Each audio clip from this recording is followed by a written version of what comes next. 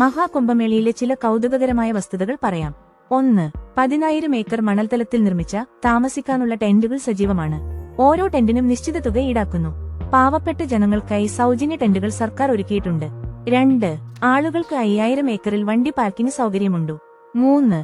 ഏതാണ്ട് 15 മുതൽ 20 കിലോമീറ്റർ നീളത്തിൽ നദീതടത്തിൽ കുളിക്കാനുള്ള സൗകര്യം ഒരുക്കിയിട്ടുണ്ട്. 4. ഈ 45 ദിവസത്തെ മഹോത്സവത്തിന് തയ്യാറെടുപ്പിന് 6,500 കോടി മുടക്കുവന്നു എന്ന് പറയുന്നു. 5. മഹോത്സവം കഴിയുമ്പോൾ 2 ലക്ഷം കോടി വരുമാനം പ്രതീക്ഷിക്കുന്നു. അവിടെയുള്ള ജനങ്ങളുടെ മതമോ പ്രായമോ ലിംഗമോ വ്യത്യാസമില്ലാതെ സാമ്പത്തിക നില വളരെ മെച്ചപ്പെടുത്തുന്നു. 6. 50 മുതൽ 60 കോടി ആളുകളെ പ്രതീക്ഷിക്കുന്നു.